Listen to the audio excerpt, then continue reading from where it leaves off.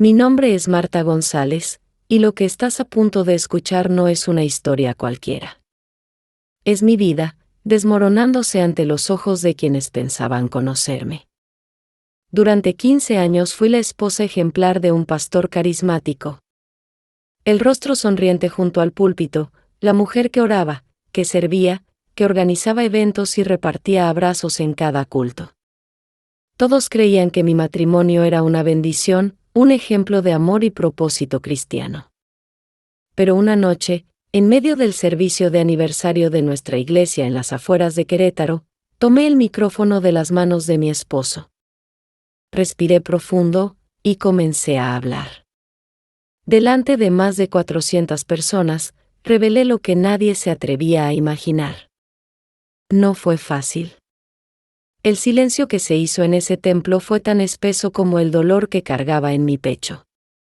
Sentí que incluso Dios contenía el aliento. Antes de continuar, necesito preguntarte algo. ¿Desde dónde estás escuchando esto? ¿Desde tu casa? ¿Desde tu auto, tal vez con audífonos puestos? No importa desde dónde, solo quiero que me escuches con atención. Porque lo que yo viví puede pasarle a cualquier mujer. No importa qué tan fuerte sea su fe, ni cuán entregada esté a su matrimonio. Las señales a veces son pequeñas, pero la intuición de una mujer rara vez se equivoca. Y cuando esa voz interior comienza a gritar, ya no se puede ignorar. En mi caso, todo comenzó con algo tan sutil como un perfume extraño. En la camisa de mi esposo. Algo que no conocía, que no era mío, ni de nuestro hogar. Al principio, lo ignoré. Me convencí de que era paranoia, que no debía pensar mal del hombre de Dios que tenía a mi lado, pero no pude dejarlo pasar. Una noche, sin decir nada, coloqué un pequeño rastreador GPS debajo del coche de Elías. Lo compré por internet. Como cualquier otra cosa. Parecía una decisión extrema, y, sin embargo, fue lo que me salvó de seguir viviendo en la mentira.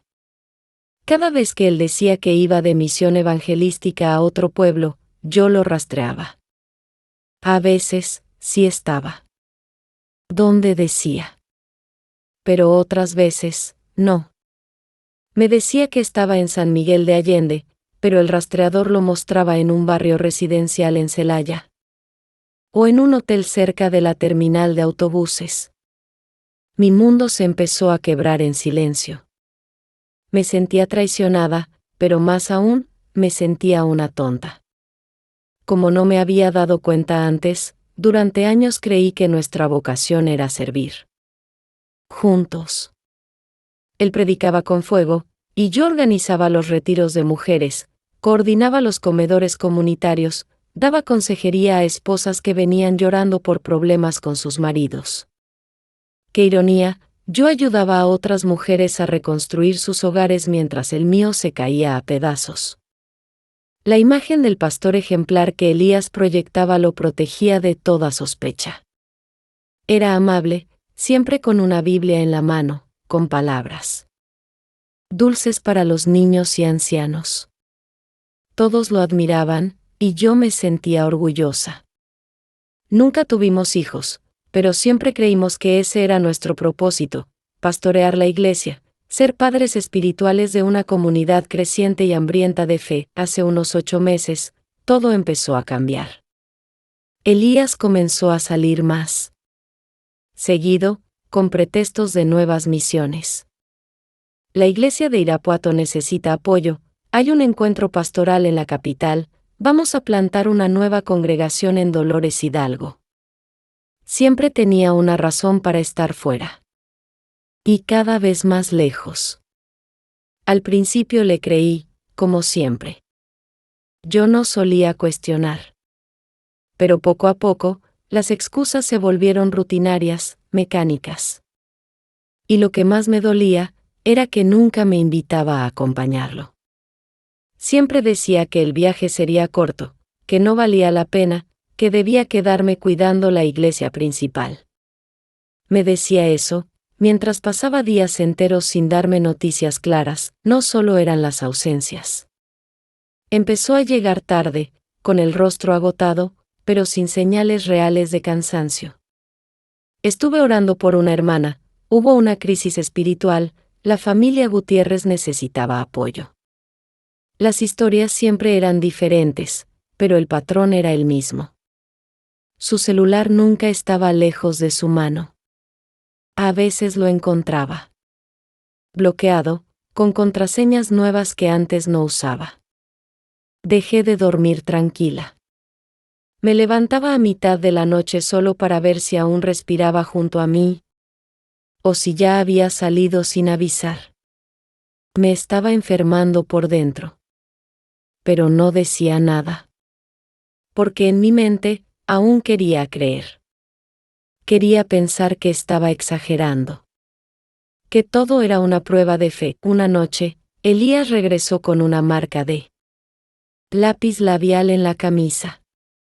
Roja. Brillante. No había forma de justificarlo. Ni siquiera lo intentó. Me miró, guardó silencio, y se fue directo a la ducha. En ese momento, supe que algo dentro de mí había muerto. Ya no era la esposa devota que lo esperaba con comida caliente. Ya no era la mujer que lloraba en silencio. Por miedo a dañar su imagen pública. Algo dentro de mí despertó. No odio, no rabia, sino una verdad poderosa. Merecía algo mejor. Merecía respeto. Y si no podía tener justicia en el altar, entonces iba a tenerla con mi voz. Fue por eso que esa noche, en el aniversario de la iglesia, frente a todos, tomé el micrófono. Mis manos temblaban, mi garganta ardía, pero mi alma estaba firme. Miré al pueblo que durante años me había visto como una figura intocable, y les hablé. No de odio, no de venganza, sino de verdad. Porque la verdad también libera. Y porque las mentiras, aunque vengan disfrazadas de Biblia, también se pudren con el tiempo. Y esa noche, yo dejé de ser víctima. Fue en esos días oscuros cuando comencé a notar algo que no podía ignorar más, un perfume. No el mío. No el que usaba para los cultos ni para las reuniones de mujeres. Era un olor dulce, penetrante, femenino. Al principio pensé que lo había imaginado. Pero con el tiempo, lo sentía impregnado en sus camisas, en el respaldo del asiento de su coche, incluso en el saco que usaba para predicar los domingos. Cuando se lo mencioné por primera vez, me sonrió con calma. Abracé a una hermana que estaba llorando, me dijo. Hay muchas mujeres pasando momentos difíciles, amor.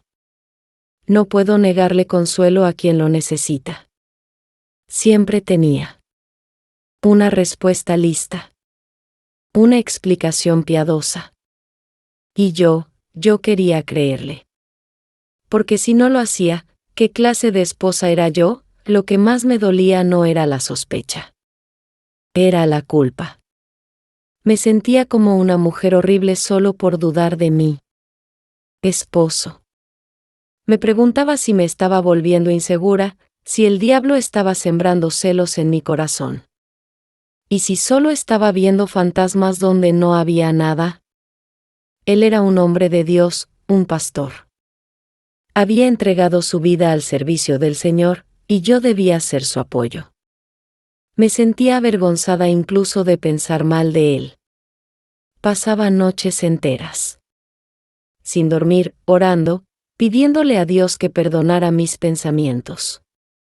Señor, decía entre lágrimas, perdóname por desconfiar del hombre que tú pusiste en mi camino. Ayúdame a ser una esposa más firme, más confiada, más digna de su amor y su llamado. Pero entonces llegó aquella noche. Un jueves.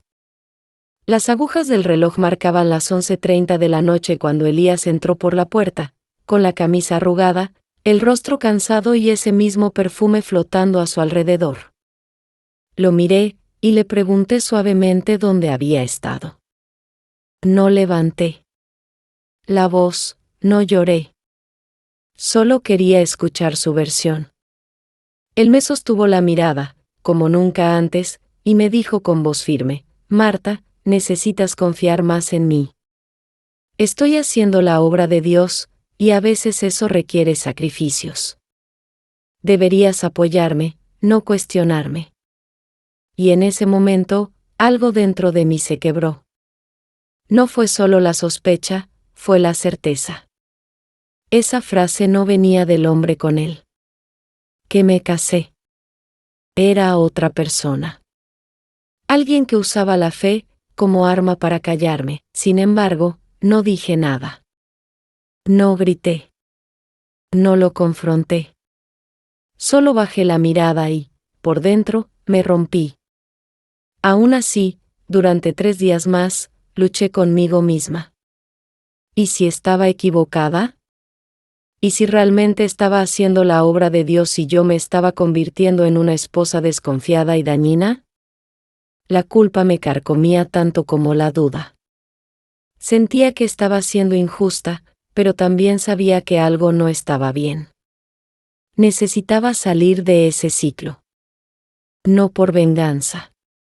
No por rabia. Sino por paz. Necesitaba saber la verdad, para poder volver a dormir. Para respirar de nuevo. Aunque esa verdad me doliera hasta los huesos, el viernes siguiente, tomé una decisión. Una que cambiaría el curso de mi vida para siempre. Entré a una tienda de electrónicos, con el corazón acelerado, y compré un rastreador GPS de los pequeños, de esos que puedes esconder debajo del coche sin que se note. Cuando llegué a casa, esperé a que Elías saliera, y con las manos temblando, me arrastré al garaje y lo pegué debajo del chasis. Me sentía como una espía, como una traidora, como si estuviera haciendo algo prohibido. Pero también sentía que, por primera vez en mucho tiempo, estaba haciendo algo por mí, por mi salud mental, por mi dignidad. Durante los primeros días, todo pareció normal. El GPS confirmaba lo que él me decía: iglesia, casa, visitas pastorales, reuniones en el templo. Hasta llegué a pensar que estaba exagerando. Gracias a Dios, murmuré una noche, todo está bien. Él realmente está en la obra. Me sentí aliviada. Hasta que llegó el martes de la semana siguiente. A las 8:45 de la noche, según el rastreador, Elías no volvió a casa después del culto. El puntito rojo en la pantalla se detuvo, en un motel llamado Recanto del Amor, al otro lado de la ciudad. Me quedé congelada frente al monitor. El tiempo pasaba. Las horas se hacían eternas. Y él seguía ahí. Hasta las 2 de la mañana. No se movió ni un centímetro, mi corazón latía tan fuerte que lo sentía retumbar en mi cabeza. Mis manos estaban frías, sudadas. Una parte de mí quería apagar la computadora y fingir que no había visto nada. Otra parte quería salir corriendo, llegar hasta ese lugar y enfrentarlo. Pero no hice nada. Me quedé paralizada, mirando ese punto rojo que estaba destruyendo todo lo que había construido durante años. Cuando finalmente regresó a casa, fingí estar dormida. Lo escuché entrar, ducharse, y pasar casi 1 hora en el baño. Luego se acostó a mi lado y murmuró: perdón, amor, hubo una emergencia en la iglesia. Cerré los ojos con fuerza, como si eso pudiera borrar la imagen de la pantalla que aún tenía grabada en la mente. Ya no era una corazonada. Era real. El jueves siguiente, el patrón se repitió. Misma hora. Mismo lugar. Misma mentira. Pero esta vez, no me quedé frente a la computadora. Esta vez, tomé las llaves del coche, me puse un abrigo. Y conduje. No tenía un plan. No sabía qué iba a decir o qué iba a hacer. Solo sabía que necesitaba verlo con mis propios ojos. La adrenalina me recorría el cuerpo. El corazón me golpeaba el pecho como un tambor descontrolado. Las luces de la ciudad pasaban borrosas por mi ventana. Recé. No para que él fuera inocente. Recé para tener fuerza. Para no quebrarme. Para no hacer una locura, llegué al lugar. El letrero del motel brillaba en rojo, como una herida abierta. Mi cuerpo temblaba tanto que apenas podía sostener el volante. Estacioné a unos metros, y esperé. Vi su coche. Estaba allí. No había duda. Parte de mí quería bajar, correr, gritar. Otra parte solo quería irme y nunca mirar atrás. Pero lo que sucedió esa noche fue solo eco del final. Mis manos temblaban sobre el volante como si no me pertenecieran. Tenía frío, aunque el aire acondicionado estaba apagado. Sentía la frente húmeda, el cuello pegajoso. Mi cuerpo entero estaba reaccionando como si estuviera a punto de enfrentar una tragedia, y en el fondo, lo estaba. Parte de mí todavía rezaba por un malentendido. Quería llegar ahí, verlo saliendo solo, descubrir que estaba ayudando a alguien en necesidad, como tantas veces dijo. Quería más que nada en él. Mundo estar equivocada. Me estacioné al otro lado de la calle, en un punto estratégico desde donde podía ver la entrada y salida del motel sin ser notada. A las 9:15, vi el coche de Elías estacionarse frente al cuarto número 7. El tiempo se congeló. Cada minuto era una eternidad. Miraba la pantalla del celular cada 20 segundos, contaba los minutos como si eso fuera a detener lo inevitable. Oraba en silencio, Señor, que salga solo, por favor, que todo esto sea un error mío. A las 9:45, una figura femenina salió por la puerta. Al principio no la reconocí. Caminó rápido, mirando hacia los lados, como quien teme ser vista. Pero cuando giró el rostro hacia la calle, casi me desmayé. Era Sandra, una de las coordinadoras del grupo de jóvenes de la iglesia, casada, madre de 2 hijos, alguien a quien yo consideraba como una hermana. Una mujer a quien yo misma aconsejaba sobre fidelidad, sobre cómo reconstruir la confianza en el matrimonio. Me dolió en el alma. No solo era la traición de mi esposo. Era la traición de alguien que formaba parte de mi círculo más íntimo, alguien a quien había abierto mi corazón. La vi alejarse, rápida, sin mirar atrás. 15 minutos después, Elías salió también. Iba abrochándose la camisa, acomodando el cuello de la chaqueta, con la misma calma con la que subía al púlpito cada domingo. Logré tomar algunas fotos desde el auto. No eran muy claras, pero eran suficientes para reconocerlos. Guardé el celular en la bolsa y me quedé ahí, en silencio, sintiendo como mi mundo se deshacía dentro de mí. Cuando llegué a casa, cerré la puerta despacio y fui directo al cuarto. No prendí las luces. Me senté en el borde de la cama, y lloré. Lloré como hacía años no lo hacía. No era solo tristeza. Era un dolor físico, como si alguien estuviera arrancándome el corazón con las manos. Era traición, humillación, rabia y culpa, todo mezclado en un grito que no podía salir de mi garganta. Durante los días siguientes, no podía pensar en otra cosa. Todo me recordaba esa noche. El olor del perfume, la voz de Sandra en los cultos, los abrazos falsos. Pero aunque dolía, decidí seguir observando. Tenía que saber si era un caso aislado, o si lo que había visto era apenas el inicio. Durante las 2 semanas siguientes, seguí monitoreando los movimientos de Elías con el rastreador. Y lo que descubrí fue aún peor. El martes siguiente, lo vi llegar nuevamente al mismo motel. Esta vez con Carla, la secretaria de la iglesia. El jueves fue Débora, esposa de uno de los diáconos. El sábado, una mujer que no reconocí, probablemente alguien de otra ciudad. Cada aparición era una puñalada en el alma. Yo ya no comía, apenas dormía. En esas 2 semanas, bajé casi 5 kilos. La gente en la iglesia empezó a notar. ¿Estás enferma, Marta? Te ves muy decaída. Yo sonreía y decía que era un problema estomacal.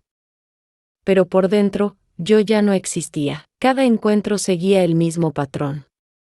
Mismo lugar. Misma hora. Mismos movimientos discretos para no ser vistos. Y yo ahí, registrando todo. Fotos, videos, anotaciones. Mi carpeta de pruebas crecía, pero mi corazón se encogía. Lo más cruel era verlo después, en el altar, hablando sobre fidelidad, santidad y compromiso matrimonial. Dando consejos a parejas en crisis, hablando sobre resistir la tentación. Citando versículos sobre integridad y pureza.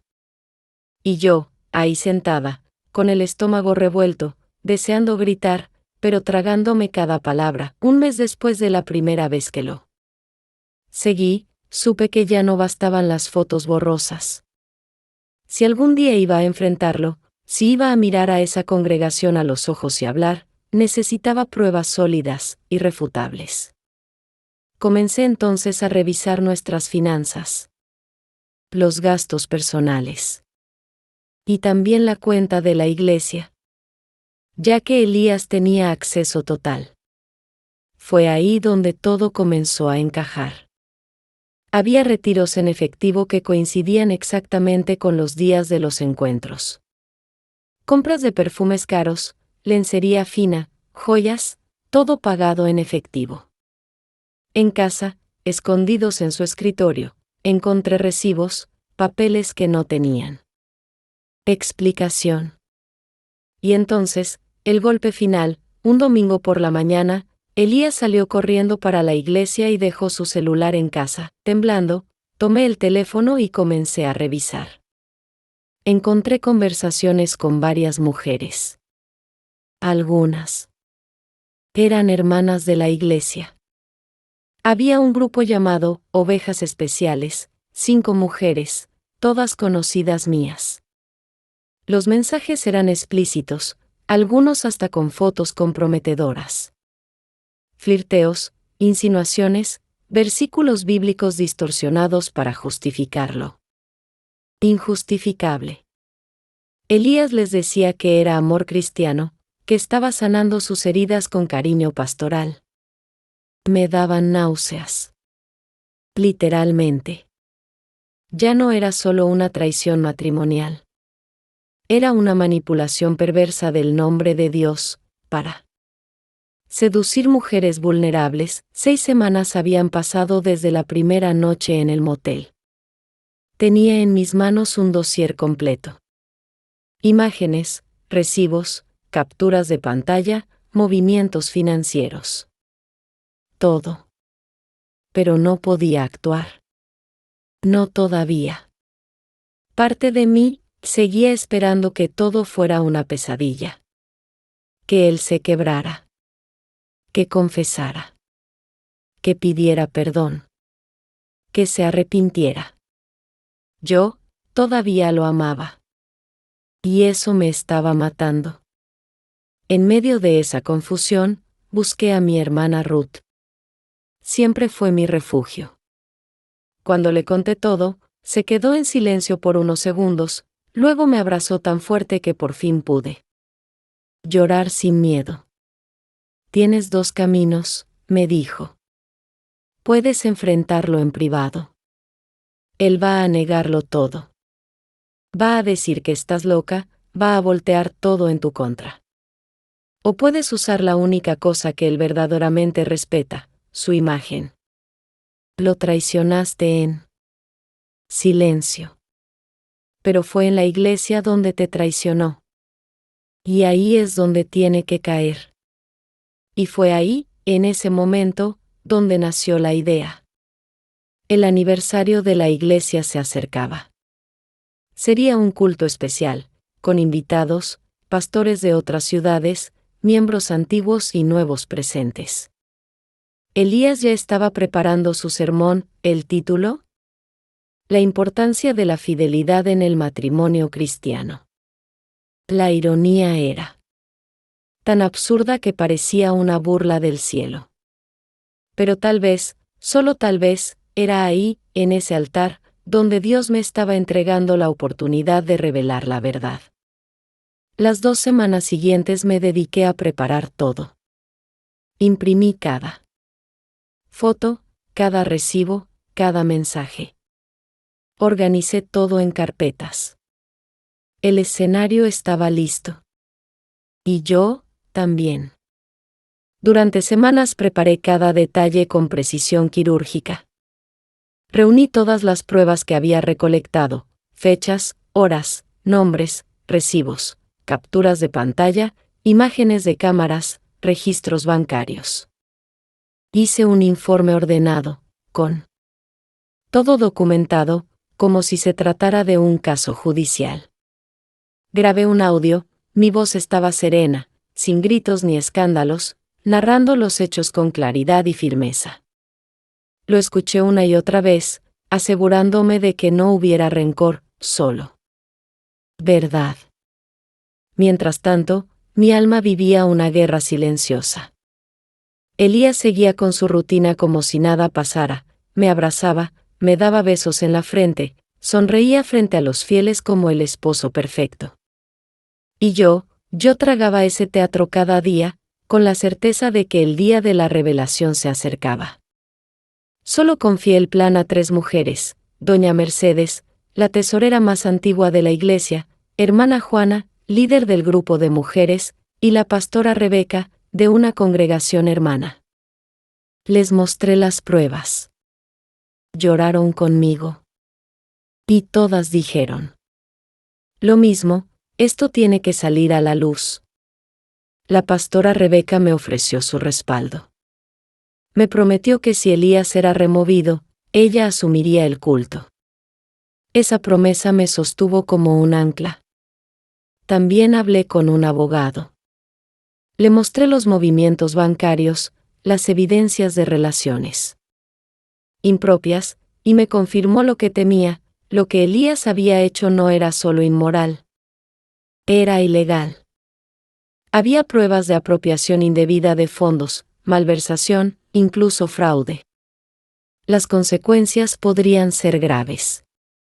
Esa noche anterior al aniversario de la iglesia, no dormí. Me acosté mirando al techo, repasando una y otra. ¿Ves lo que diría, lo que haría, cómo comenzaría, cómo terminaría? Tenía miedo. Miedo de ser juzgada. Miedo de dañar familias inocentes. Miedo de que nadie me creyera. Pero también tenía claridad. Esto no era venganza, era justicia. El gran día llegó. Era domingo. 22 de octubre.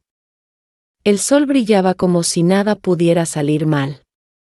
La iglesia estaba decorada con globos blancos y dorados, había pancartas con versículos bíblicos, un enorme pastel en el salón anexo, y hasta un coro infantil cantó con vestiditos blancos. Más de 400 personas se reunieron esa mañana. Gente de otras congregaciones, pastores amigos, líderes de comunidades vecinas. Elías estaba radiante. Saludaba a todos en la entrada con su mejor traje gris, el que solía usar en eventos especiales. Tenía la sonrisa perfecta. Nadie, absolutamente nadie, imaginaba lo que estaba a punto de pasar. Yo estaba sentada en la primera fila, como siempre. Pero esta vez, mi alma estaba en llamas. Las manos me sudaban. Tenía que respirar hondo para no perder el control. Varios momentos pensé en echarme atrás. En quedarme callada. En fingir que no sabía nada.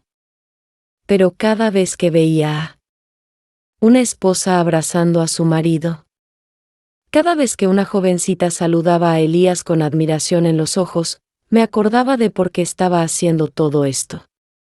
No era solo por mí. Era por todas. Por cada mujer manipulada, por cada verdad ocultada. El culto comenzó como siempre. Alabanzas, oraciones, mensajes de gratitud. Después vino la ofrenda, y luego el momento esperado, la predicación. Elías subió al púlpito con su Biblia en la mano, hablando sobre los 15 años de ministerio, sobre las bendiciones que Dios había derramado sobre la iglesia, sobre los nuevos proyectos. Yo lo observaba desde abajo, cada gesto, cada palabra. Me preguntaba cómo podía hablar de santidad, con tanto pecado oculto bajo su saco. Cuando mencionó que predicaría sobre la fidelidad conyugal, sentí que el corazón se me salía del pecho. Me temblaban las piernas, me costaba respirar. Lo miré una vez más. Y entonces, me puse de pie. Escuché murmullos a mi alrededor. Algunas personas voltearon. Yo solo caminé, paso a paso, como si el tiempo se hubiera detenido. Sentía que cada metro era eterno.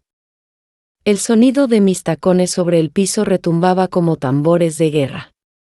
Podía escuchar mi propio pulso. Cada mirada se clavaba en mi espalda, aunque la mayoría no entendía aún lo que estaba pasando. Elías me vio acercarme, y frunció el ceño con curiosidad. No sospechaba. Seguramente pensó que iba a dar un testimonio, a agradecer por la celebración. Cuando llegué al púlpito, extendí la mano. Me costó hacerlo, porque temía que él se negara. Pero me entregó el micrófono. Tal vez condescendiente, tal vez confiado. Siguió sonriendo, esperando que dijera unas palabras de amor, algún agradecimiento, algún elogio por nuestros años juntos. Tomé el micrófono. Cerré los ojos por un segundo. Respiré hondo. Sentí el calor de los reflectores, el silencio, que comenzaba a extenderse como un velo pesado. Entonces, miré a la congregación. Vi rostros conocidos, ojos llenos de respeto, familias completas sentadas con sus Biblias abiertas. Vi a mujeres que habían confiado en mí. Y también vi a algunas de las amantes de Elías, esas que pensaban que su pecado estaba seguro en la oscuridad. Y con voz serena, comencé. Sostuve el micrófono con ambas manos porque me temblaban los dedos.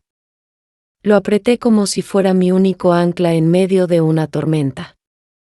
Respiré profundo, levanté la mirada hacia los más de 400 rostros que me observaban y hablé con firmeza, con permiso, hermanos queridos.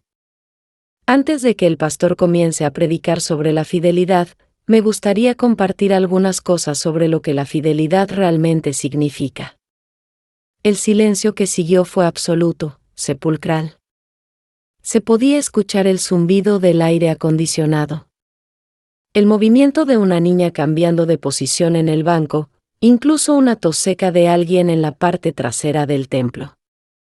Elías se puso pálido como una sábana, claramente confundido, sin saber aún si lo que estaba viendo era real. Observé los rostros de la congregación, algunos reflejaban sorpresa, otros incomodidad, pero todos estaban atentos, esperando. Fue en ese momento cuando el sistema de sonido falló. Un chirrido seco. Y luego, el micrófono se quedó en silencio, mi corazón se detuvo por un segundo. ¿Era una señal? ¿Dios me estaba diciendo que me callara? ¿Estaba cometiendo un error? Dudé. Pensé en volver a mi lugar, en dejar que todo siguiera como antes. Pero en ese instante, doña Mercedes, que estaba cerca del equipo de sonido como habíamos planeado, se levantó, revisó los cables con rapidez y logró restablecer todo en menos de un minuto. Me miró desde el fondo y me hizo un gesto con la cabeza, como diciendo, adelante, hermana, no estás sola. Tomé aire otra vez. Sentí como la fuerza regresaba a mi pecho. Y continué. Mi nombre es Marta, y durante 15 años fui la esposa de este hombre que ustedes conocen como pastor. Durante 15 años creí estar casada con un siervo de Dios, pero descubrí que estaba casada con un mentiroso, un adúltero y un ladrón. Un murmullo surgió como una ola que va creciendo. Algunos dijeron no, en voz alta. Otros simplemente bajaron la cabeza, en silencio. Elías intentó acercarse y arrebatarme el micrófono, pero retrocedí. Su rostro mostraba desesperación, aunque trataba de disimular con falsa preocupación. Marta, ya basta. Estás alterada, ¿quieres sentarte un momento?, decía, como si realmente le importara. Pero yo lo miré directo a los ojos y supe que estaba aterrado. En ese momento, doña Mercedes y la hermana Juana, que estaban preparadas desde antes, se acercaron a los costados del púlpito para respaldarme. Yo no iba a estar sola. Y seguí hablando, aunque la voz se me quebraba. Durante las últimas 8 semanas descubrí que mi esposo sostiene relaciones con, al menos, 5 mujeres diferentes. Algunas de ellas están aquí presentes, en esta congregación. Algunas están casadas. Otras son solteras. Todas fueron engañadas por este hombre, que usó su título de pastor para seducir mujeres vulnerables. En ese momento, como habíamos acordado, la pastora Rebeca encendió el proyector. La primera imagen apareció en la pantalla central del templo, Elías y Sandra, saliendo juntos de un motel. Pude escuchar los primeros gritos. Algunas personas lloraban. Otras no sabían si creer. Eso no puede ser, gritó alguien. Oí a una hermana decir entre lágrimas, Dios mío, esto no puede estar pasando. Sandra, que estaba sentada en la tercera fila, se puso completamente blanca. Cuando vio su foto, trató de levantarse, pero su esposo la sujetó del brazo. Su rostro estaba rojo, no de vergüenza, sino de furia contenida. Yo respiré hondo y continué, Sandra, coordinadora del grupo de jóvenes, aquí estás tú. Saliendo del cuarto número 7 del Motel Recanto del Amor, el jueves, 15 de septiembre, a las 9:45 de la noche. Se escuchó un murmullo más fuerte. Elías ya no sabía dónde mirar. Bajó la cabeza por unos segundos, como si intentara desaparecer. Entonces, mostré otra imagen. Carla, secretaria de la iglesia. Aquí está la conversación donde tú misma confirmas la cita con él, el martes pasado. Carla se puso a llorar. No lágrimas discretas, no. Lloraba con gritos, con desesperación. Se cubría el rostro con ambas manos y repetía una y otra vez, yo no sabía que él seguía casado. Me dijo que ustedes estaban separados, que era un hombre libre. Por primera vez en toda esa pesadilla, vi a una de ellas mostrar verdadero remordimiento. No lo justificaba, pero al menos, era una verdad dolorosa, la iglesia entera parecía dividida en dos. Algunos gritaban que yo estaba loca, que era una esposa celosa, que lo estaba difamando. Otros, los que aún tenían el corazón abierto, comenzaban a ver la evidencia. Nadie podía negar las imágenes. Nadie podía negar las fechas, las capturas, los movimientos de dinero. Aquello que comenzó como una celebración, Ahora era un juicio público. Un acto de verdad inevitable. Y aún no había terminado. Elías, incapaz de defenderse, bajó del púlpito. Caminaba por el pasillo central, en silencio, como si ya supiera que su máscara había caído. Algunos hombres comenzaron a levantarse de sus bancas, visiblemente alterados. El ambiente se había vuelto pesado, tenso, impredecible. Elías intentó hablar, pero su voz estaba entrecortada. Se acercó al micrófono con la cara empapada en sudor, y balbuceó: «Hermanos, por favor, mi esposa está teniendo una crisis nerviosa. Todo esto son mentiras, son montajes. Es una campaña para destruir mi ministerio», pero nadie lo creía. Sus palabras se ahogaban en el murmullo creciente. Yo me mantuve firme, respiré profundo y hablé con una claridad que ni yo sabía que tenía, y no se trata solo de traición conyugal, queridos hermanos, se trata de algo mucho más grave. Este hombre usó el dinero del diezmo, el dinero que ustedes entregaban con sacrificio, para pagar moteles, regalos y cenas con sus amantes. Aquí están los comprobantes. Mientras ustedes renunciaban a cosas por amor a Dios, Él gastaba esos recursos en pecado y engaño. Fue entonces cuando estalló el caos. Algunas personas se levantaron gritando, otras lloraban sin entender lo que estaban viendo. Mujeres tapaban la boca con las manos, horrorizadas. Hombres gritaban insultos, otros se acercaban al púlpito buscando respuestas. Vi a don Juan, uno de los diáconos más antiguos, ponerse de pie con los ojos desorbitados.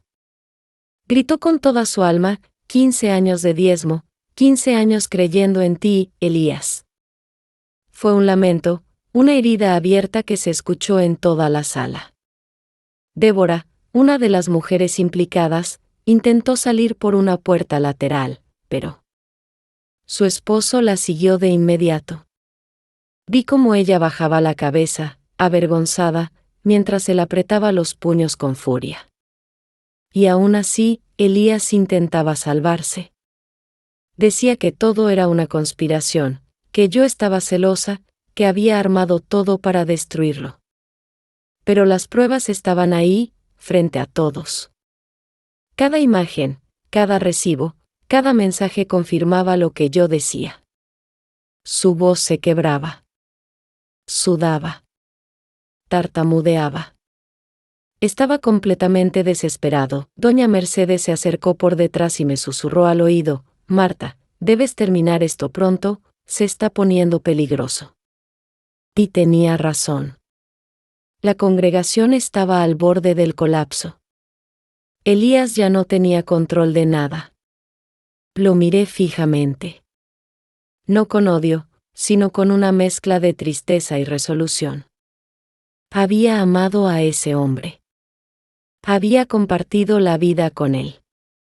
Pero lo que hizo, no podía quedar impune. Y le hablé con el mismo micrófono que él usaba cada domingo: «¿Quieres hablar de fidelidad, Elías? Entonces hablemos. Fidelidad. Es lo que yo te di durante 15 años. Fidelidad es lo que este pueblo te entregó, confiando en ti como guía espiritual. Fidelidad es lo que prometiste en el altar, y que rompiste una y otra vez. No hay excusa. No hay justificación». Fue entonces que la pastora Rebeca subió con paso firme y tomó el micrófono.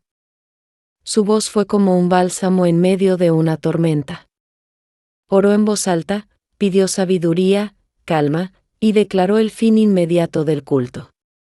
La gente comenzó a sentarse. Algunos seguían llorando, otros se retiraban en silencio.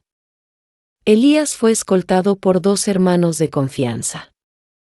No para humillarlo, sino para protegerlo, porque la indignación era tanta que temíamos por su integridad física. Antes de salir, Sandra se acercó a mí.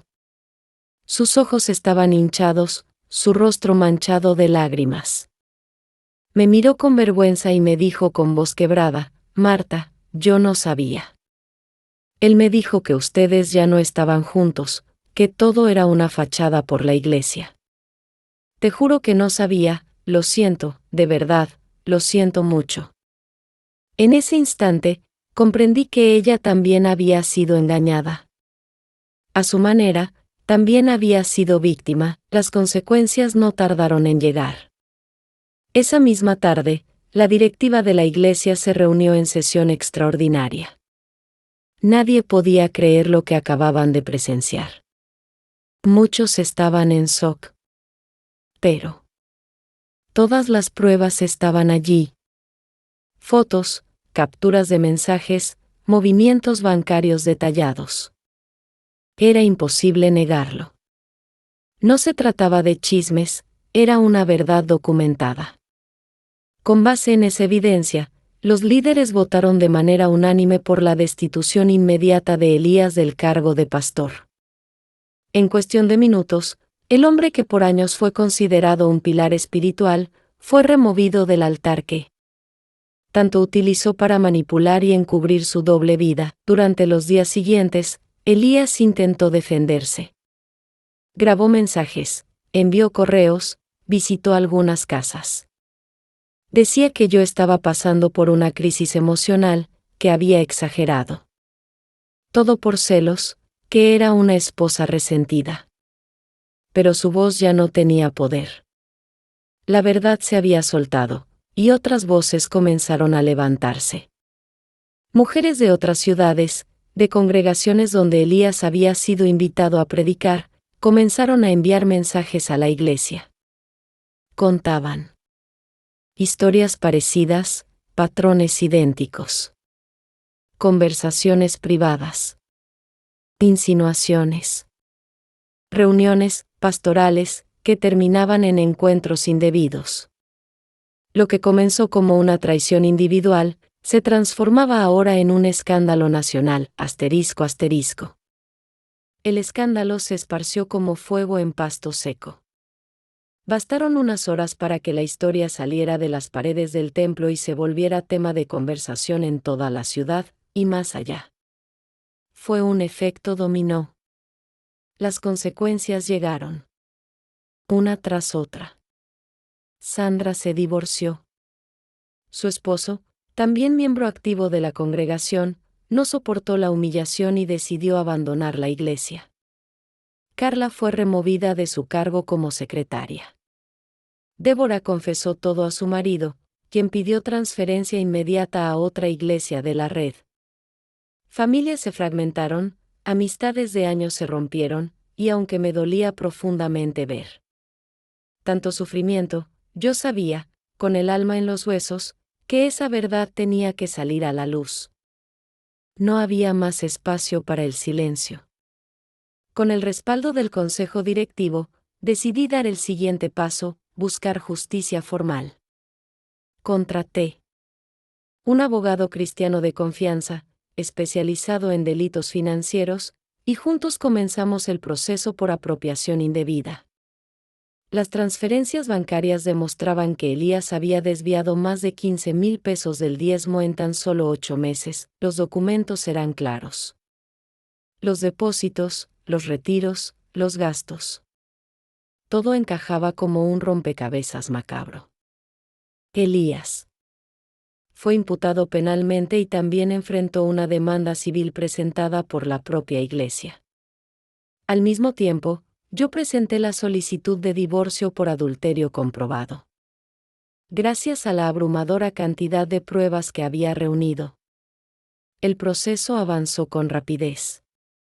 El juez, al revisar las evidencias, no dudó en fallar a mi favor. Me otorgaron la casa, no solo porque parte del dinero provenía de fondos de la congregación, sino también porque durante más de 15 años dediqué mi vida entera al trabajo voluntario allí, sin salario, sin reconocimiento económico. Cuando recibí la notificación oficial de la sentencia, sentí alivio. No fue júbilo, no fue venganza, fue paz. Una paz profunda, como si por fin estuviera limpiando cada rincón de mi alma manchada por el engaño. Supe, poco después, que Elías intentó rearmar su vida en otro sitio. Abrió una pequeña congregación en un municipio vecino. Quiso comenzar desde cero, como si nada hubiera pasado. Pero la noticia ya se había esparcido. La comunidad evangélica, aunque numerosa, es como un río de aguas que siempre terminan por encontrarse. Y cuando la historia involucra a un líder, corre aún más rápido. Esa iglesia nueva no duró más de 3 meses. Cerró sus puertas sin aviso, sin despedidas. Algunos me contaron que después de eso, Elías empezó a trabajar vendiendo autos usados, viviendo en un pequeño cuarto alquilado, muy lejos del estilo de vida que tuvo durante años. Su reputación estaba destruida. Su nombre, ahora era sinónimo de vergüenza, y eso no fue todo. Varias mujeres que también fueron manipuladas por él decidieron hablar. Algunas lo denunciaron por daños morales. Según supe, enfrentaba al menos 6 demandas distintas por acoso, manipulación espiritual e incluso promesas falsas de matrimonio. La telaraña que había construido durante años se desmoronaba frente a sus ojos. Lo que antes parecía control, ahora era caos. Y él, solo, sin familia, sin iglesia, sin rebaño. Por primera vez, tenía que enfrentarse a sí mismo. Mientras tanto, la iglesia donde todo había comenzado también vivía su proceso de reconstrucción. La pastora Rebeca asumió el liderazgo de manera interina. Con sabiduría, contención y fe, guió a la congregación en medio de los escombros emocionales. Poco tiempo después, eligieron a un nuevo pastor. Un hombre mayor, discreto, con más de 30 años de casado. Alguien íntegro, humilde, sin afán de protagonismo, la confianza. Poco a poco, fue restaurándose. Y algo que nunca imaginé ocurrió, muchas mujeres comenzaron a buscarme. Me veían como una figura de apoyo. Venían a mí no solo para consolarse, sino también para contar sus historias. Historias que se parecían demasiado a la mía. Descubrí algo que había estado dormido en mí durante mucho tiempo, un don para escuchar, para orientar, para consolar. Desde la empatía. No desde el púlpito, sino desde el corazón. Fue así que tomé una de las decisiones más importantes de mi vida. Me inscribí en un curso de terapia familiar cristiana. Quería prepararme. Quería tener herramientas reales para ayudar a otras mujeres a salir de relaciones tóxicas, abusivas, espiritualmente manipuladoras, como la que yo había vivido por tantos años sin entender que estaba rota. La respuesta de la iglesia fue tan hermosa como inesperada. No solo me apoyaron emocionalmente, sino que incluso financiaron parte del curso como una forma de honrar lo que había hecho por la comunidad. Sentí, por primera vez en años, que estaba floreciendo. Que esa mujer silenciosa, sumisa, apagada, había dado lugar a una mujer firme, sensata, servidora, pero libre. Durante ese proceso, Elías intentó acercarse. Me envió mensajes. Me pedía perdón.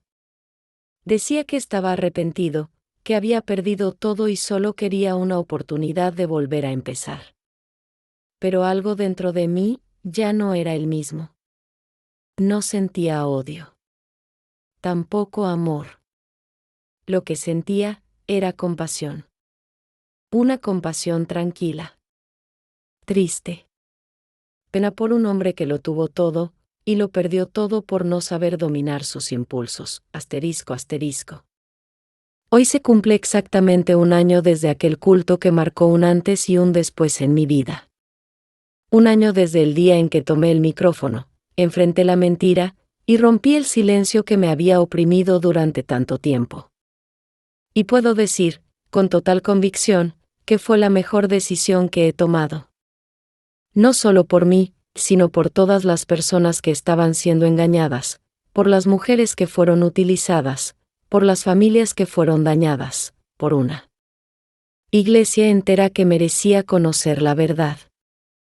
Aquella revelación, aunque dolorosa, fue necesaria. Fue como una cirugía urgente que, aunque causa heridas, también salva vidas. A partir de ese momento, comencé un proceso de reconstrucción. No solo de mi alma, sino de mi propósito. Abrí un centro de consejería para mujeres en situación de vulnerabilidad. Hoy trabajo directamente con casos de violencia doméstica, traición, dependencia emocional y manipulación psicológica. Mujeres que, como yo, alguna vez se sintieron pequeñas, culpables, atrapadas en relaciones destructivas que parecían santas por fuera, pero eran enfermizas por dentro. Y ¿sabe algo? Descubrí que mi historia, por más dolorosa que haya sido, se transformó en una herramienta de cura.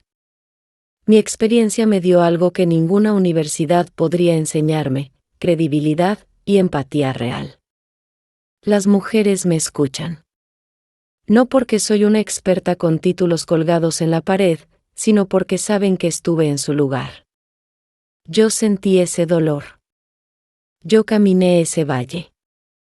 Y por la gracia de Dios, salí. La iglesia, para mi sorpresa, está más fuerte que nunca. Creció. Se renovó, se volvió más consciente. Muchos aprendieron que, aunque duela, la verdad siempre será mejor que vivir una mentira decorada con versículos. Las máscaras cayeron, y en su lugar surgió una comunidad más honesta, más humana, más compasiva. Supe que Elías se mudó a otro estado. Ya no es pastor, ni siquiera intenta fingir que lo es. Trabaja en una empresa contable. Se esconde. O al menos lo intenta. Algunas de las mujeres implicadas también se fueron. Otras, en cambio, decidieron quedarse y reconstruir sus vidas desde el mismo lugar donde cayeron. Y yo las admiro.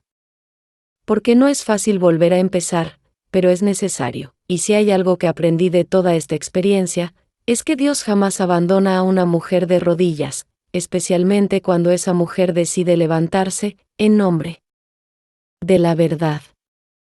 Pensando en todo lo que pasó, puedo afirmar que aquella pesadilla me enseñó lecciones valiosas.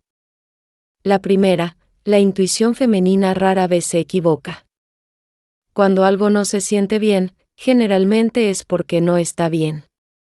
Pasé meses justificando comportamientos que claramente eran señales. Me decía que no debía pensar mal, que debía confiar. Si hubiera escuchado esa voz interior desde el principio, me habría ahorrado muchas lágrimas. La segunda lección que aprendí fue que el cargo, el título o la apariencia espiritual de una persona no define su carácter. Elías era pastor, predicaba, lideraba, pero eso no lo convirtió en un hombre íntegro. Descubrí que no se puede juzgar a alguien por su posición, sino por sus actos. Y sus actos eran oscuros, cobardes, crueles. La tercera lección fue la más personal. Descubrí que soy muchísimo más fuerte de lo que pensaba. Durante 15 años me vi a mí misma como la esposa del pastor, como una sombra de él. Pero cuando me tocó enfrentar el infierno con mis propias manos, entendí que yo tenía voz, valor, inteligencia, que no dependía de nadie para levantarme. Sobre todo, aprendí algo que transformó mi fe: Dios no se ofende cuando luchamos por la verdad. Durante años pensé que cuestionar a mi marido era pecado, que dudar de él era falta de fe. Pero no. Dios no quiere que seamos ciegas. Él quiere que enfrentemos la mentira, no que convivamos con ella. Fue Él quien me dio la fuerza, el coraje, la convicción para hacer lo correcto, incluso cuando me temblaban las piernas. Y si algo puedo decir hoy, con el corazón en paz, es que la verdad vale la pena. Siempre. Incluso cuando duele, Pude haberme callado. Pude haberlo confrontado en privado. Pude haber fingido que todo estaba bien para salvar el matrimonio. Pero eso no habría sido justicia. Habría sido encubrimiento. Y, lo peor, habría permitido que otras mujeres cayeran en la misma trampa. Así que sí, lo que hice tuvo consecuencias duras. Pero también abrió puertas de libertad. No solo para mí, también para muchas otras. Y esa es a mí la mayor recompensa, ***. Tomar la decisión de exponer todo públicamente fue una de las más difíciles de mi vida, pero también fue la más acertada. No lo hice por venganza personal, aunque el dolor que sentía era profundo. Lo hice por las mujeres que fueron engañadas. Por las familias que fueron heridas, por la iglesia que merecía integridad, lo hice porque alguien tenía que decir la verdad. Y hoy, mirando hacia atrás, no siento rabia, siento gratitud. Gratitud por haber descubierto a tiempo lo que muchos nunca llegan a ver. Gratitud por haber tenido el coraje de actuar cuando todo dentro de mí gritaba por justicia. Gratitud por haber reconstruido mi vida sobre cimientos más fuertes y verdaderos. De los que jamás imaginé tener, la lección más grande que aprendí en todo este proceso es sencilla pero poderosa: nadie tiene derecho a hacernos sentir como tontas. Nadie. No importa lo carismática que sea una persona, no importa cuántos versículos sepa de memoria, no importa qué cargo ocupe en una iglesia o cuántos años lleven casados. El respeto es un derecho básico, no un lujo. Y cuando alguien cruza esa línea, cuando pisotea nuestra dignidad, tenemos el deber, no solo el derecho, de defendernos. Porque callar no es ser espiritual. Callar muchas veces es ser cómplice de nuestra propia destrucción. ¿Y tú qué estás oyendo esta historia? ¿Qué piensas? ¿Crees que hice bien al exponer todo delante de todos? ¿O piensas que debería haberlo confrontado en privado, para evitar el escándalo? ¿Has pasado por algo parecido? ¿Cómo reaccionaste? Yo sé que muchas mujeres que están escuchando esto quizás estén viviendo situaciones similares. Tal vez estén viendo señales, pero les falta el valor para mirar de frente lo que el corazón ya sospecha. Y por eso quiero dejarte un mensaje muy claro: confía en tu intuición. No estás loca. No eres exagerada. No estás viendo cosas donde no hay. Si algo te duele, es porque hay una herida. Y donde hay herida, hay verdad escondida. Mereces saber lo que está pasando. Aunque la verdad duela. Aunque te sacuda. Aunque derrumbe tu mundo. Porque a veces, lo que parece el fin, es solo el inicio. A veces Dios tiene que permitir que se caigan nuestras paredes falsas, para poder construir algo real. A veces nuestra mayor herida se transforma en nuestra misión de vida. A veces, lo que te rompió en 1000 pedazos es lo que te dará fuerza para levantar a otras. Si esta historia, mi historia, tocó tu corazón de alguna manera, te invito a dejar un like en este video. No por mí, sino por todas las mujeres que necesitan oír que no están solas. Comparte esta historia con alguien que necesite despertar. Suscríbete si quieres seguir escuchando testimonios reales, historias que muestran que la fe no es quedarse callada, sino levantarse incluso cuando tiemblan las piernas. Y nunca lo olvides: nadie tiene derecho a jugar con tus sentimientos. Tú vales. Tú mereces respeto. Tú eres más fuerte de lo que imaginas. No dejes que el miedo te impida ver lo que tus ojos ya están notando. No te calles por religión, por vergüenza, por tradición. La verdad puede doler, sí. Pero la mentira mata. Mata la confianza. Mata la autoestima. Mata la esperanza. Elige siempre la verdad, incluso cuando duela. Porque al final, es ella quien te hace libre. Gracias por haberme acompañado hasta aquí. Gracias por escuchar no solo mi historia, sino el eco de muchas otras que aún no han sido contadas.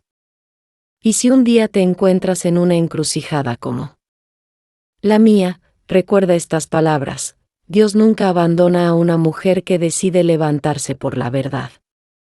Que Él te bendiga, y hasta el próximo video, asterisco asterisco. Han pasado ya varios meses desde que decidí contar mi verdad en aquel culto.